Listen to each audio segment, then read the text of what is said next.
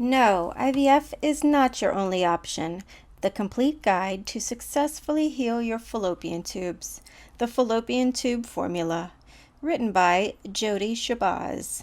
Audio by Jody Shabazz. Part 2. Fallopian Tubes 101. Some may think of the fallopian tubes as insignificant in the reproductive system, but they are the very tunnels of conception. Without the fallopian tubes, conception would be impossible except through IVF.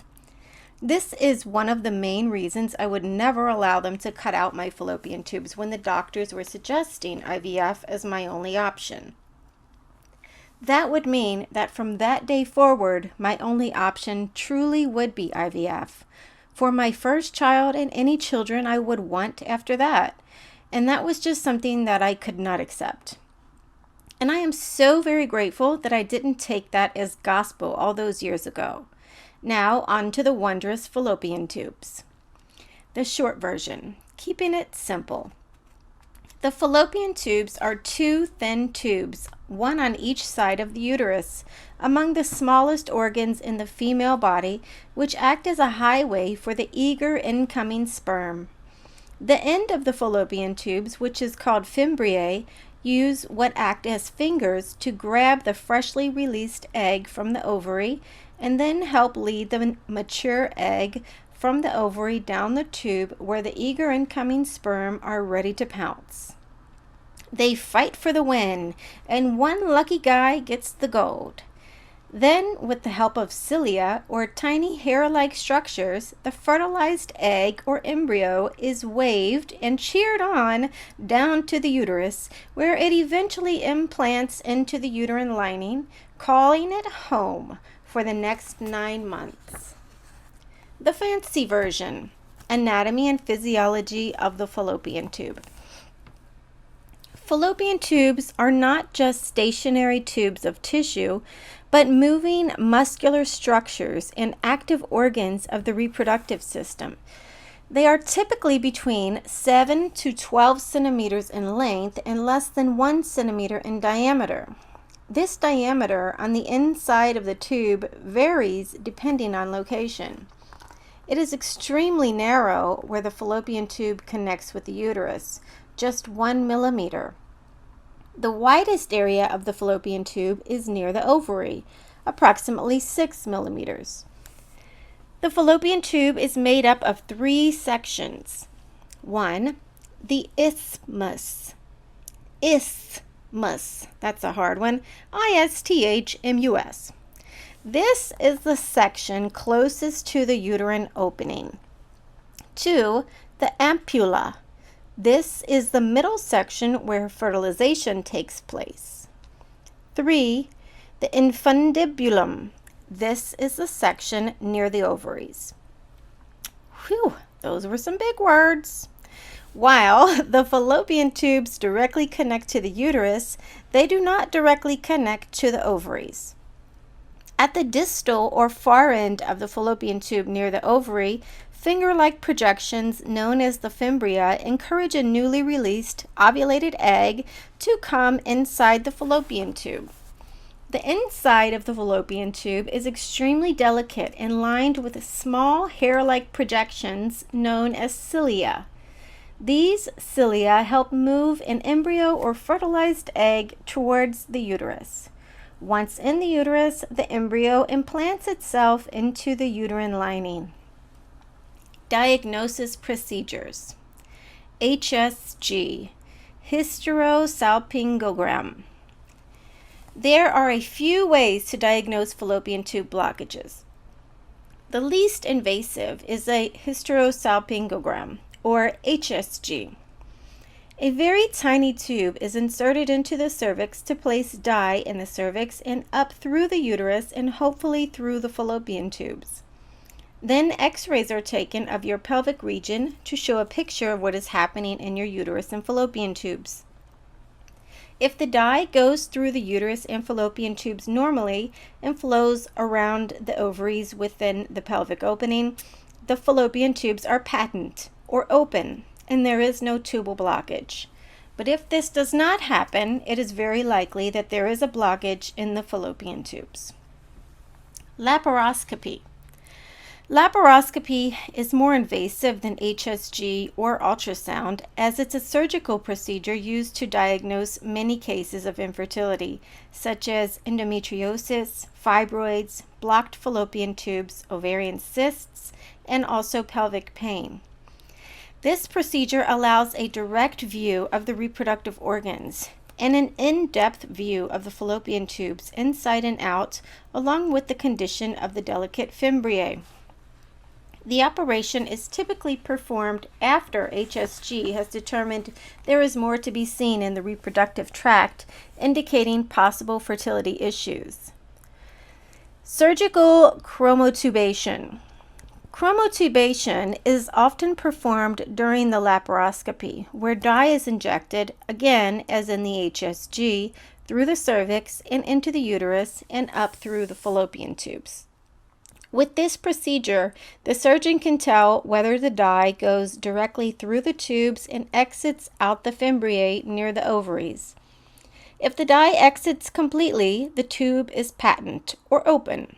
Since this procedure is performed with the patient unconscious, under anesthesia, the possibility of tubal spasm can be excluded because the reproductive tract is completely relaxed. What causes blocked fallopian tubes? There are many reasons your fallopian tubes may become blocked, such as pelvic inflammatory disease, PID, endometriosis, family planning, such as IUD or tubal ligation, bacterial infections, such as chlamydia and gonorrhea, ectopic pregnancy, abortions, past surgery or C-section, reoccurrence of infection, trauma, unhygienic childbirth, and ruptured appendix and abdominal surgery. Types of blocked fallopian tubes. There are also a number of different blockage types and locations. Proximal tubal blockage. This takes place within the isthmus after infection, miscarriage, abortion, and regular use of IUD. Mid-segment tubal blockage, result of tubal ligation injury after tubal ligation reversal procedure. Fimbria complications. The fimbriae are damaged and it prevents the egg releasing from the ovary to enter the fallopian tubes. Distal tubal obstruction takes place in the end section of fallopian tubes, usually as a result of sexually transmitted chlamydia septicity. Hydrosalpinx, serous fluid filled in the tube due to previous infection. Pyosalpinx, pus-filled tube due to infection. Hematosalpinx, collection of blood in the tube due to tubal pregnancy. Salpingitis, infection and inflammation of the tubes. The hydrosalpinx is the kind of blockage that I had.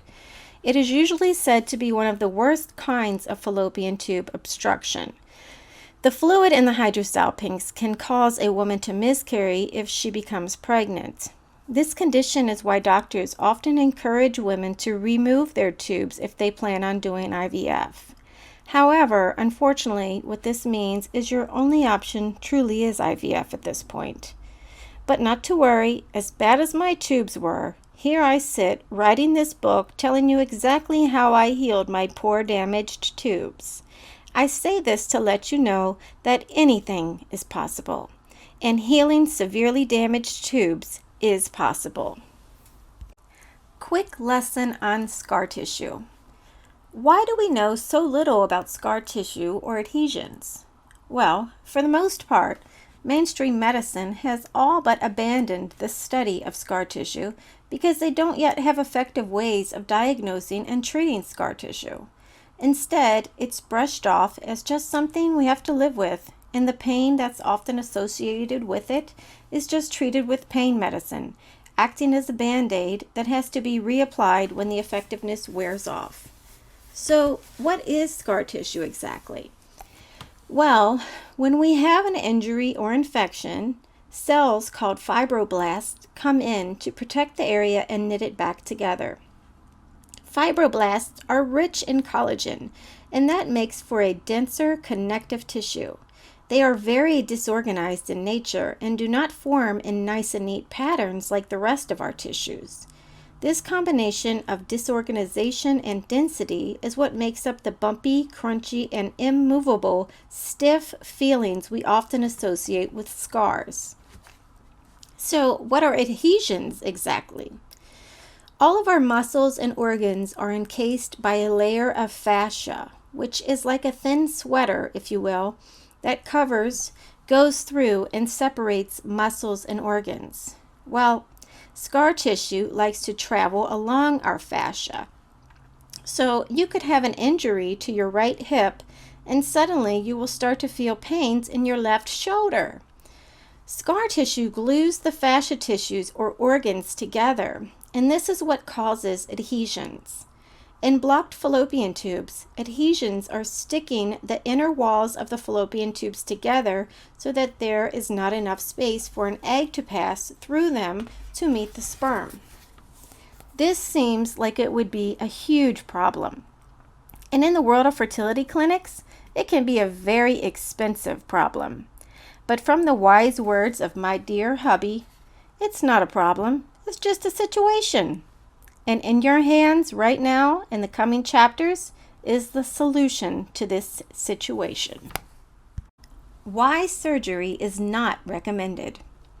Some may think that surgery would be the simple answer. Can't the doctors just go in the tubes and cut out the scar tissue and fix them? Seems logical enough, right? The seemingly simple solution of surgery to correct this issue is not so simple at all. The problem with surgery, which in this example is just a fancy word for cutting, is the formation of scar tissue. Surgery or cutting actually causes scar tissue or adhesions. As you've just learned in the previous chapter, the fact of the matter is scar tissue is a normal healing response from the body wherever trauma or injury occurs. And intelligently, the body views surgery as an injury, a violation. Once injured, the immune system jumps in to repair things, which leads to inflammation and the production of scar tissue called a fibrin matrix. Typically, these bands of scar tissue will dissolve through a biochemical process called fibrinolysis. Just like a cut on your hand, and any resulting scab will eventually heal.